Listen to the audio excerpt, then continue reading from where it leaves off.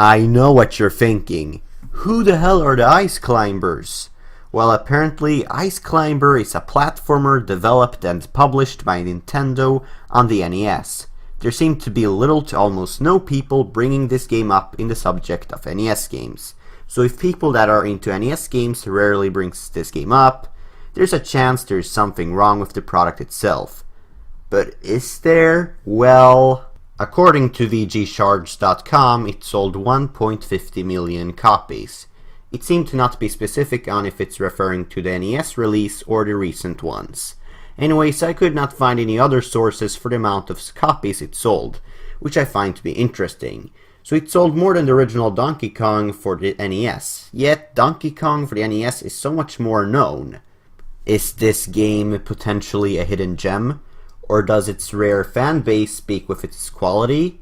Well, let's find out. The game gives you two options of gameplays. You can either play as one player or two players. You are given to pick your stage. I find this welcoming as it means the player is not forced to start all over again if they lose all of their free lives. After all, there are 32 stages in total. The main characters are Popo and Nana. Their challenge is to venture up an ice-covered mountain and recover their stolen vegetables from a giant condor. You move right and left, jump, and use the hammer as your weapon against enemies. The hammer is also being in use of breaking blocks. Sounds simple and fun on paper, and it also sounds on paper like they could possibly not screw this up. But no, the game makes you think that way so it could point the middle finger towards you by surprise. The controls are absolute anus to say the least. My words cannot even put to justice how horrible these controls are. I'm not exaggerating. Trust me, I wish I was, but I am not. The only way for you to understand how horrible these controls are is for you to play the game for yourself. The character is stiff. No, that is far too generous. It's in fact super stiff, almost making you feel the weight of the character. And considering the way these levels are made, you don't want that to happen at all. If you jump and try to make a quick turn, you won't be able to do it.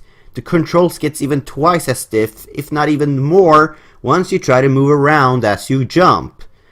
Hammering on your enemies is kind of fun, and the overall concept on paper seems, well, fun.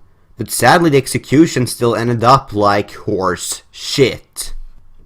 If your argument in defending this game is going to be, it's just a matter of getting used to, then I challenge you to eat ice cream with fish every day and tell me it's bloody delicious because I got used to it.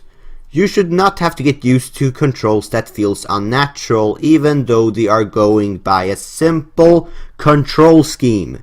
Because if the controls comes off as unnatural for a gamer, even though its layout is simple as fuck, there's seriously something very wrong with the game. A game being hard for legit design choices is not the problem in itself. It's the fact that this game is hard for the wrong reasons, and overall wrong design choices.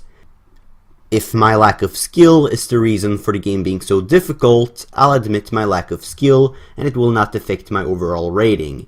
While I did for example suck at Donkey Kong Country, I could still see why it's a great game for many as it was mostly challenging due to legit reasons. This is the exact opposite of that. That is a damn shame. Because it's graphically appealing and cute for NES standards. Heck, I even find the graphics to be unique for NES standards. The music is nothing too special, but it's nothing ear-raping. It's fairly standard, but graphics means nothing when the gameplay barely works the way it should. Does the multiplayer help? Have not tried it, but I doubt it really would help by much. I think both you and your friend would still face frustration. I wanted to like this game.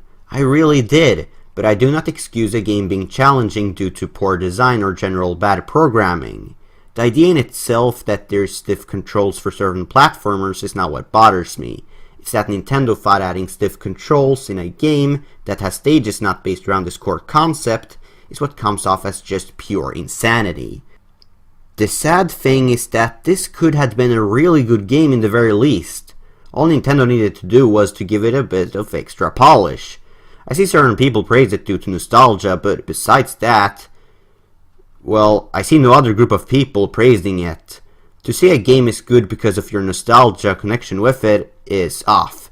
Some games might be good when you were little, but years without playing it and revisiting it, it may end up being a game that is better than you remembered, or worse, and I go by the second alternative here. If you are desperate to try this game, don't buy it. Far too expensive of a game in a time like now.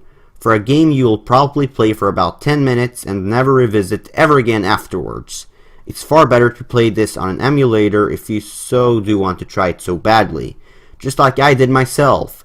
I probably would even argue that this game was expensive for the price it had back in its time.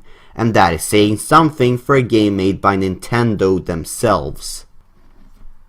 This game has probably been forgotten because the people that played it was at first paying attention to its graphics. But as time moved on, they realized it was a big piece of crap. This is pure proof of that graphics is not enough to make a game good. Form over function doesn't work. It never worked, never will work. The people that remains to remember it are the people that grew up with it and has fun memories with it in their past. But fun memories can only do so little in cases like these. There are many worse games than Ice Climber. The same way there are many better games out there for you to play instead of Ice Climber.